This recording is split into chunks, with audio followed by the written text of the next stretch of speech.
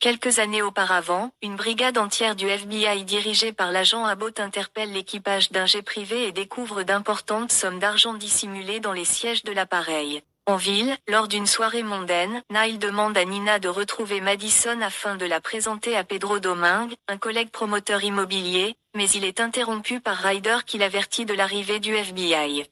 L'agent Abbott procède en effet à l'arrestation de Domingue pour transport illégal d'argent. Cette interpellation, survenue dans sa galerie, met Madison hors d'elle, qui y voit une nouvelle attaque contre son mari Nile.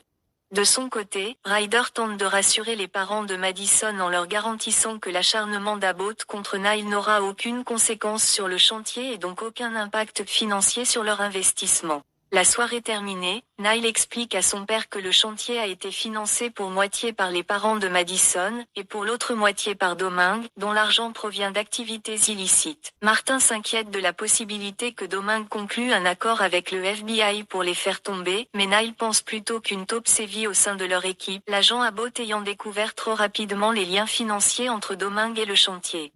Pendant ce temps, Madison est toujours furieuse contre les attaques d'Abbott. Nina est appelée, mais elle demande à être rappelée plus tard. Arrivée chez les Jarvis, Madison surprend Nina en train de fouiller, mais celle-ci affirme chercher son traitement. Madison lui assure qu'elle le prend bien et lui offre la robe qu'elle lui avait prêtée pour la soirée. Martin reproche à Nile de s'être associé à un criminel et demande à Rick de trouver une taupe au sein du FBI proche d'Abbott.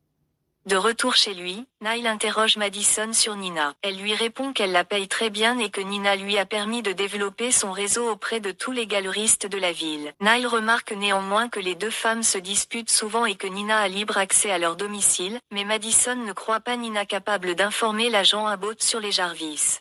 Rentrée chez elle, Nina s'admire dans la robe offerte par Madison.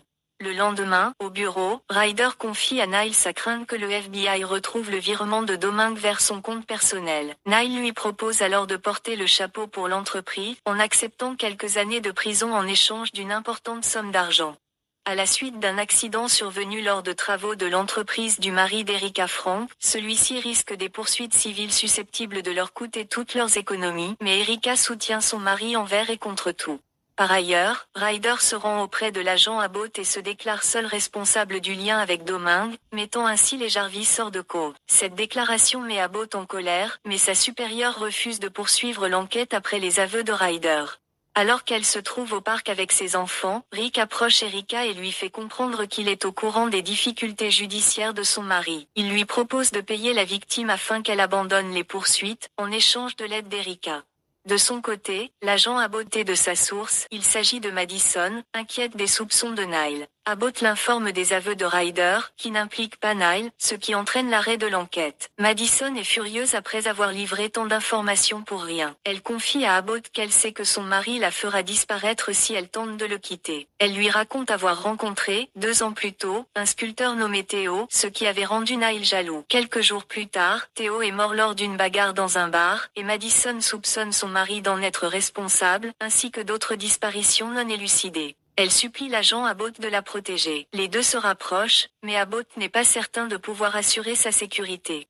Madison quitte l'entretien bouleversée et croise Nina, qu'il a localisée grâce à la géolocalisation, inquiète car elle a remarqué que Madison ne prenait plus son traitement. Nina lui annonce avoir reçu une offre d'emploi comme collaboratrice dans une galerie afin de faire progresser sa carrière. Madison lui répond qu'elle pense que Nina s'est servie d'elle, qu'elle la juge son talent pour devenir galeriste, et se moque même de ses origines modestes et de son physique. Martin appelle Nile pour lui annoncer que Rick a trouvé une source au sein du FBI capable d'identifier la taupe parmi eux, mais il exige qu'en attendant Nile reste discret. Plus tard, Nile croise Nina tard au bureau, venue déposer des dossiers. Elle lui annonce avoir démissionné. Nile lui fait alors part de ses soupçons, l'accusant d'être la source de l'agent Abbott. Nina lui révèle que la source est en réalité Madison, qu'elle a surprise avec Abbott alors qu'elle tentait seulement de la protéger, mais qu'elle n'en peut plus. Nile est sous le choc. Madison se rend ensuite à sa galerie afin de récupérer de l'argent et son passeport dans son coffre. Nile la surprend et lui demande où elle était ce soir-là. Elle prétend avoir visité une galerie et confirme la démission de Nina, que Nile dit avoir croisée. Il reproche alors à Madison de vouloir le trahir après qu'il l'a sauvée lorsqu'elle avait tenté de mettre fin à ses jours quelques années plus tôt. Il lui assure l'aimer, mais Madison refuse de l'écouter et lui annonce vouloir partir, ne voyant plus en lui qu'un animal. Elle l'asperge de gaz lacrymogène et tente de fuir, mais Nile la rattrape et l'agresse mortellement. Bouleversé par son geste, Nile appelle immédiatement son père. Martin arrive à la galerie avec Rick et Martin reproche son acte à son fils, mais Rick les interrompt. Il conseille à Nile d'aller se doucher et de se débarrasser de ses vêtements, puis explique à Martin qu'ils ont deux choix, couvrir Nile afin qu'il puisse continuer sa vie, ou le dénoncer à la police. Le lendemain, Nina se rend à la galerie, où toute trace du crime a disparu.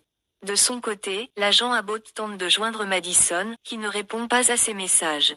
Au bureau, Erika l'aborde et tente de sympathiser avec lui. À la galerie, Nina, en rangeant son bureau, retrouve le mot d'adieu écrit par Madison.